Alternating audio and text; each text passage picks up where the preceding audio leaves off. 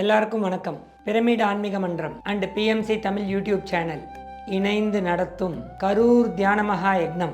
கரூர் தியான மகா யக்னம் அப்படி என்றால் என்னன்ட்டு எல்லாரும் யோசிக்கிறாங்க.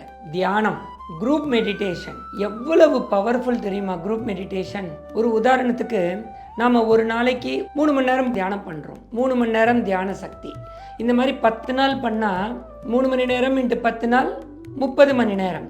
இதே ஒரு வருஷம் பண்ணோம் வச்சுக்கிங்க, தோராயமாக ஒரு 1100 சில்லற மணி நேரம் தியானம் பண்ண மாதிரி ஆகும். அந்த மணியில் வர்ற சக்தி தான் அவங்களுக்கு கிடைக்கும்.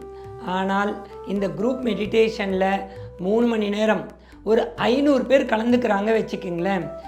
இந்த ஒரே ஒரு நாள் அந்த 3 மணி நேர தியானத்திலேயே அந்த சக்தி நமக்கும் கிடைக்கும். இந்த யக்னம் அப்படின்ட்டு எடுத்துக்கிட்டால், பழைய காலங்களில் அந்த நாடு நல்ல சுபீட்சமாக நல்லா இருக்கிறதுக்காக ராஜாக்கள் பண்ணுறது தான் யக்னம். அக்னி குண்டம் அதை ஏற்றி பெரிய பெரிய யாகமெல்லாம் பண்ணுவாங்க. அதுதான் யக்னம் அப்படின்னுவாங்க.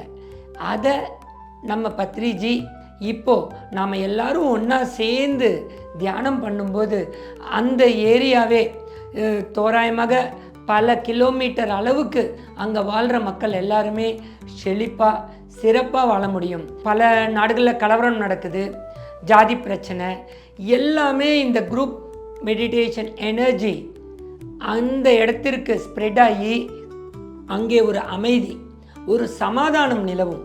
இந்த குரூப் மெடிடேஷனால் நம்மளுடைய ஆன்மீக பயணம், இந்த ஆன்மீகத்தில் நாம் என்ன சாதிக்க போகிறோம், எவ்வளோ தூரம் கடந்து போகிறோம்ன்றப்போ அதனுடைய ஏற்றம் சொல்லவே முடியாது. பரமபதம் ஆடுறோம், அந்த சின்ன பாம்பு இருக்குது, பெரிய பாம்பு இருக்குது, சின்ன ஏணி இருக்குது, ஒரே ஒரு பெரிய ஏணி மேலே போயிடலாம். இந்த தியானமகா யக்னம் பெரிய ஏணியில் ஏறி எல்லாத்தையும் கிராஸ் பண்ணி மேலே போய் சேர்ற அளவுக்கு இந்த தியான மகா யக்னம் அவ்வளவு ஸ்பெஷல். அப்படியாப்பட்ட இந்த தியான மகா யக்னத்துக்கு எல்லாரும் வாங்க, ரிஜிஸ்டர்ட் பண்ணுங்க.